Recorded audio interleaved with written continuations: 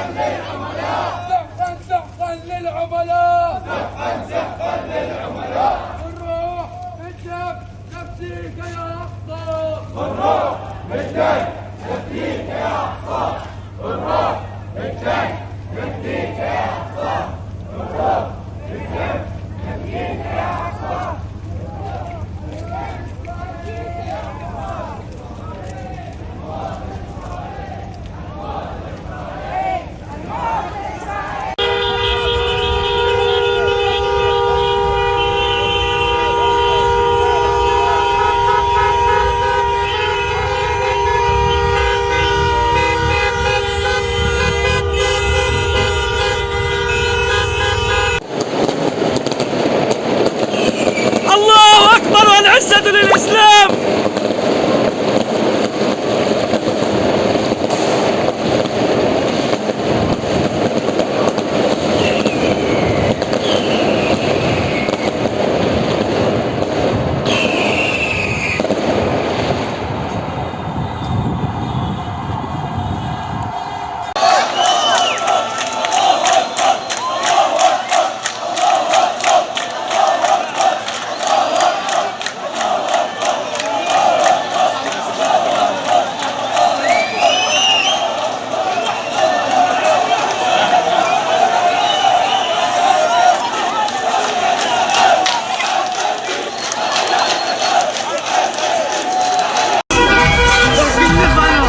هاي لف بعد لف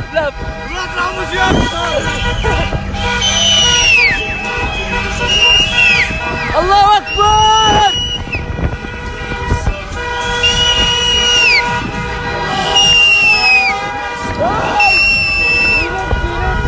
كله بنا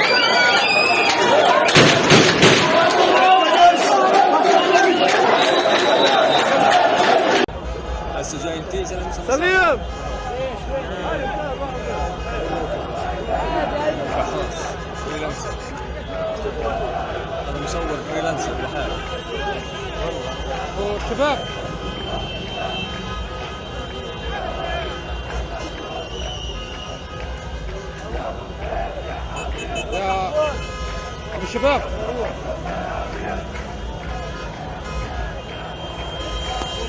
ماشي كثير والله، مشيت كثير اليوم والله، لفيت البلاد يعني. هالمشي اللي بتدفع 10,000 شيك اليوم عادي بنشوف.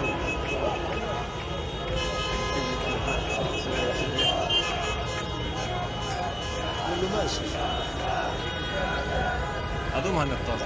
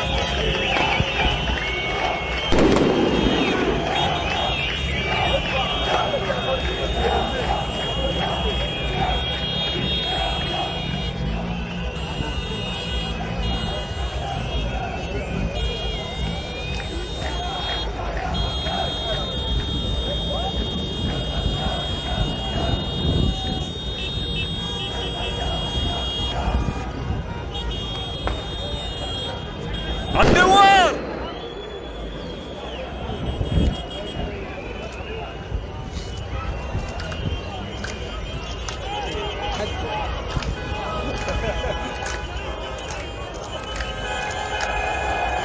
عايز سيارات فردية شكل البوليس يسجل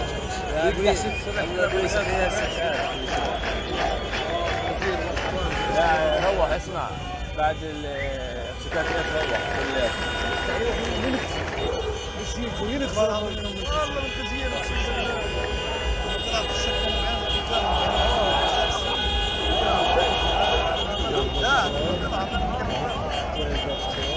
لا فيش استراتيجية 7 ونص ولا شيء.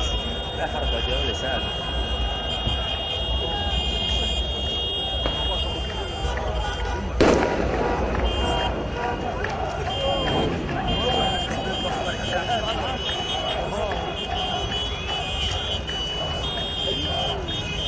اليوم مستعرض بينه وبينهم 4 نفور.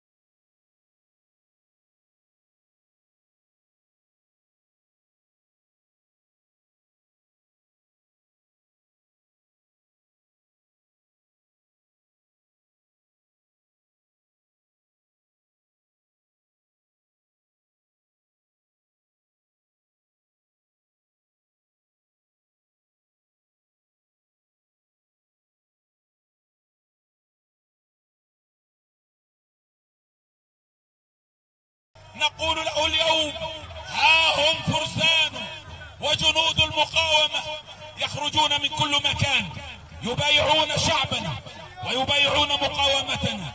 ونقول للاحتلال إذا كنت تفخر اليوم بأنك انتصرت فإنما انتصرت على أشلاء الأطفال. إذا كنت نقول للعدو الصهيوني إذا كنت اليوم تدعي أنك حققت نصرا فإنما حققت نصرا على البنايات وعلى الطرق وعلى الأطفال وعلى المدنيين وعلى النساء. قتلت أكثر من 230 رجلا وامرأة من شعبنا جلهم من الأطفال والنساء وكبار السن. نفخر بهؤلاء. قتلت عائلة أبو حطب ودمرت هذه البنايات أبو العوف والكولك وغيرهم. هي صورة النصر للعدو. فليشهد العالم على هذا العدو المجرم القاتل. أقول أيها الإخوة لشعبنا ونحن نخرج باسمه اليوم نزف له النصر. نقول لأهلنا الذين دمرت بيوتهم، نقول لعوائلنا الذين شردوا، نقول لأهلنا الذين خرجوا في المدارس الآن من جحيم الاحتلال وقصفه: لن نخذلكم فنحن معكم. سنبني البيوت التي دمرها الاحتلال وسنبني المدن التي دمرها الاحتلال وسنعيد البسمة والعزة والكرامة لشعبنا بإذن الله. الله أكبر ولله الحمد. الله أكبر ولله الحمد. الله أكبر ولله الحمد. نعم، نقول للمكلومين، نقول لعوائل الشهداء، نقول للجرحى، نقول لمن تلفنا أرواحهم الآن شهداؤنا الأبرار: لقد كفيتم وأنهيتم حياتكم بعزة. نعاهدكم أن نمضي على طريقكم. نعاهد الشهداء، نعاهد الجرحى والأسرى، نعاهد القدس، نعاهد المسجد الأقصى، نعاهد الشيخ جراح أن نكون أوفياء لكم. وإن عدتم عدنا. نقول للاحتلال: وإن عدتم عدنا. سنبقى الأوفياء للقدس وللمسرى وللشهداء وللجرحى. نقول لشعبنا: حق لك أن تفخر بأبنائك ونحن سنكون أوفياء لك. وفي رسالة أخيرة أيها الإخوة: إننا اليوم نفخر بحالة التضامن العامة التي شهدتها قضيتنا. فشعبنا بدمه بتلاحمه بوحدته استطاع أن يعيد القضية الفلسطينية إلى الواجهة وإلى مسرح الحياة بعدما ماتها الآخرون. نعم، كل التقدير وكل الشكر وكل العرفان لمن انتفضوا من الأحرار من العرب والمسلمين، من كل المحبين للحرية، من كل المحبين للعدالة، من كل المحبين لإنهاء الاحتلال والحصار. نعم، لكل من ساهم في هذا النصر. الآن خطابنا للأمة، خطابنا للشعوب، خطابنا للأصدقاء: آن الأوان أن تمدوا يد العون سريعا من غد لبناء ما دمره الاحتلال لتكونوا أوفياء حقا لشعبنا. أما من خذلوا شعبنا فسيكتبهم التاريخ في سفر الخزي والعار. كل التقدير لكم، كل الحب لكم، كل الشهامة لكم، كل البطولة لكم. تحية لمجاهدين، تحية لكتائبنا المظفرة من كل الفصائل، تحية للغرفة المشتركة، تحية لقادة المقاومة في الداخل والخارج. ونقول لهم: أنتم على موعد مع النصر في القدس بإذن الله سبحانه وتعالى، ويسألونك متى هو، قل عسى أن يكون قريبا. والسلام عليكم. أقسم بالله العظيم، أقسم بالله العظيم أن نحمي المسجد الأقصى، أن نحمي المسجد الأقصى. الله أكبر، الله أكبر.